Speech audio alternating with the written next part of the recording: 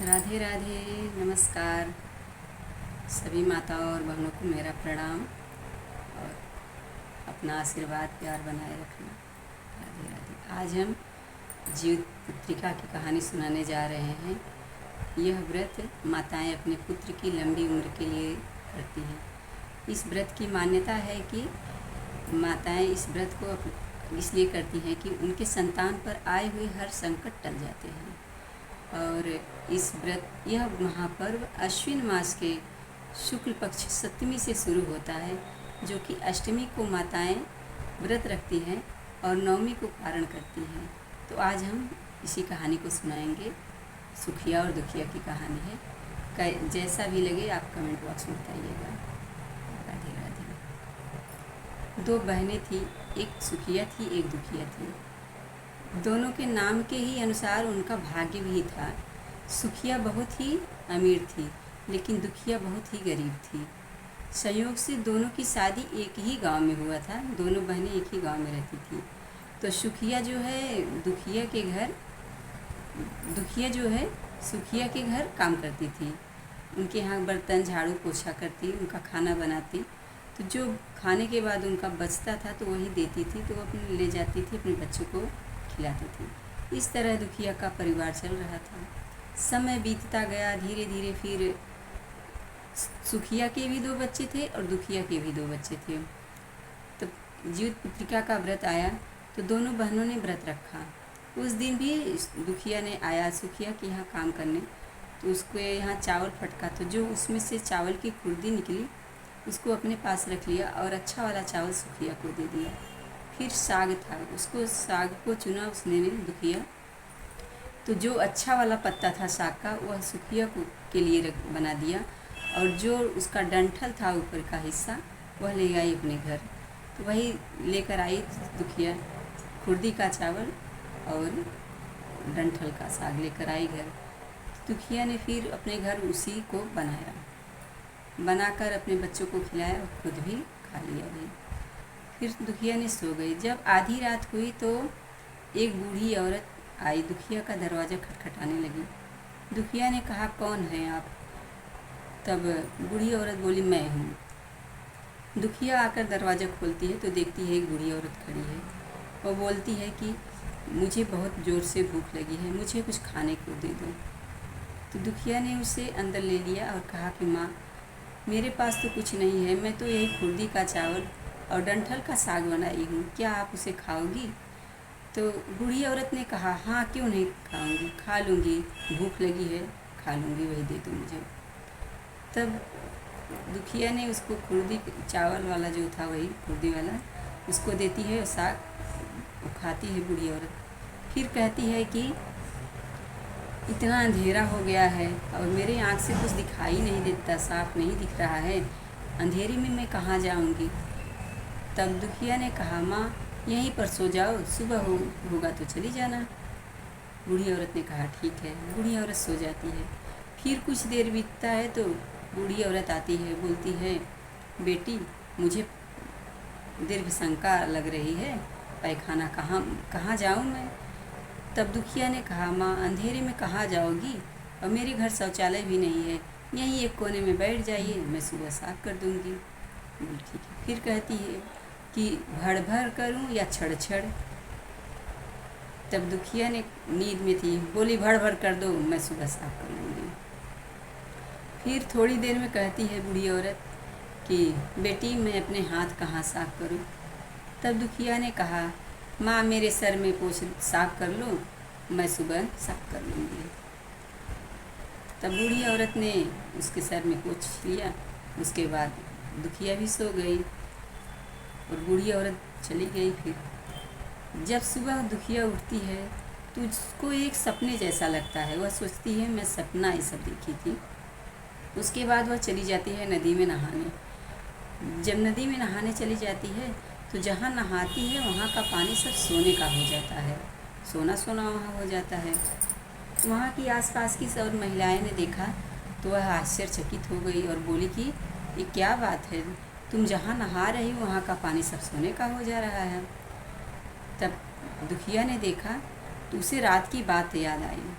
वह दौड़ी दौड़ी अपने घर आई और सोचने लगी कि मेरा घर तो गंदा पड़ा है, बूढ़ी औरत ने सब गंदा कर दिया था, पहले मुझे उसे साफ़ करना चाहिए था, मैं तो भूल गई।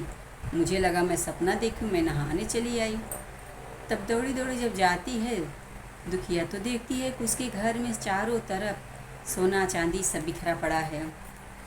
यह सब देखकर दुखिया बहुत खुश हो जाती है। तब उसे वह समझ जाती है कि यह सब जीवत बाबा का आशीर्वाद था, वही एक बूढ़ी का रूप धारण करके आए थे और हमको ये सब धन दे कर गए हैं। अब तो दुखिया बहुत ही खुश हुई और वह सुखिया के घर काम करना भी अब सोची कि मैं उनके यहाँ काम नहीं करूँगी, अब तो मेरे यहाँ ही सब कुछ है। वह बहुत अमीर हो गई। अपने बेटे को कहा दुखिया ने कि बेटा जाओ मौसी के यहाँ से तराजू लेके आओ, मुझे ये सोना नापना है कि कितना है। तब जाता है दुखिया का बच्चा, जाता है उनके यहाँ, कहता है मौसी मुझे तराजू दे दो। तब वो दुखिया बोलती है कि क्या करोगे, तराजू क्या करोगे। तो वह बोलता है कि मौसी मेरे घर बहुत सोना है, माँ उसी को नापेगी। तब सुखिया कहती है तुम्हारे घर खाने को तो कुछ है नहीं, सोना कहाँ से आया, झूठ बोल रहे हो। तो बच्चा बोला कि मौसी मैं झूठ नहीं बोल रहा हूँ। बच्चा बहुत ही भोला भाला था, बोला मैं कि झूठ नहीं बोल रहा हूँ, सच में मेरे घर सोना है। तब सुखिया सोचती है तराजू मांगी है तो कुछ न कुछ तो ज़रूर नापेगी।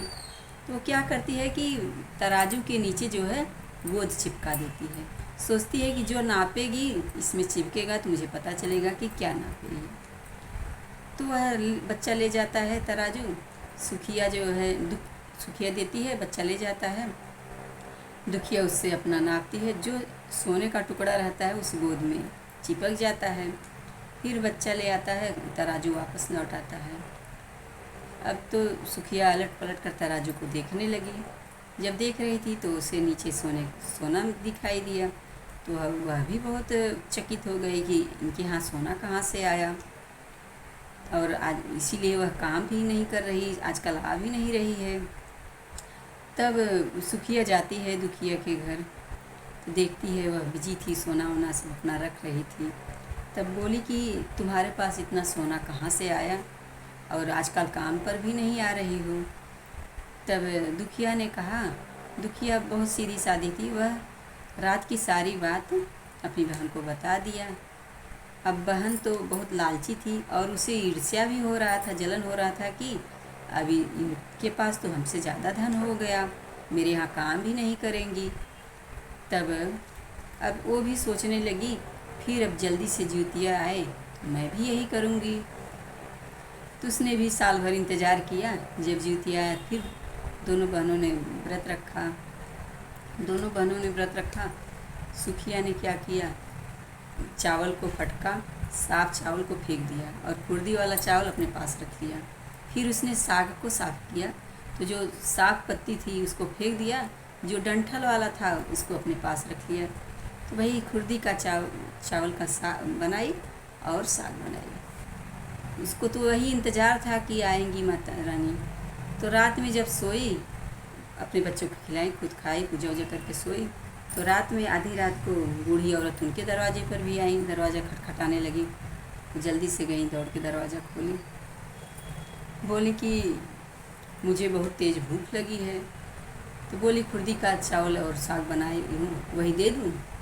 तो बूढ़ी औरत ने कहा हाँ दे दो, खा लूँगी। उसने खा लिया। फिर कहा कि अब अंधेरा हो गया है, कहाँ जाऊँ, तो कहीं यहीं सो जाओ। तो सो गई बूढ़ी औरत। फिर उसके बाद फिर थोड़ी देर में आती है बूढ़ी औरत, कहती है मुझे दीर्घ शंका लगी है, पैखाना जाना है, कहाँ जाऊँ। तो बोलती है सुखिया कही कि यहीं बैठ जाइए, सुबह मैं साफ़ कर दूँगी। फिर कहती हैं कि भड़ करूँ या छड़। तब सुखिया को याद नहीं था कि दुखिया ने क्या बताया था। उसने कहा छड़ कर दो। फिर थोड़ी देर में बूढ़ी औरत कहती है कि अपने हाथ कहाँ साफ़ करूँ। तब बूढ़ी औरत ने कहा अपने हाथ कहाँ साफ़ करूँ। तब सुखिया ने कहा मेरे बाल में साफ़ कर लीजिए, मैं सुबह धुल लूँगी। कहा ठीक है। उसके बाद सुखिया सोने चली गई, बूढ़ी औरत पूछ के वो भी सो गई। रात में बूढ़ी औरत चली गई। जब सुबह सुखिया उठती है तो देखती है सारा घर उसका गंदा हो गया है, उसके बाल में भी गंदगी हो गई है। अब तो सुखिया बहुत दुखी हुई और उसे गुस्सा भी अपनी बहन पर बहुत गुस्सा आया। उसने अपनी बहन को बुलवाया और कहा कि तुमने मुझे सब झूठ बताया, देखो मेरे घर में सब गंदगी हो गई, तुमने मेरा सब घर गंदा करवा दिया, मेरा बाल भी गंदा हो गया। तब दुखिया ने कहा कि तुमने क्या कहा था, भड़ की छड़।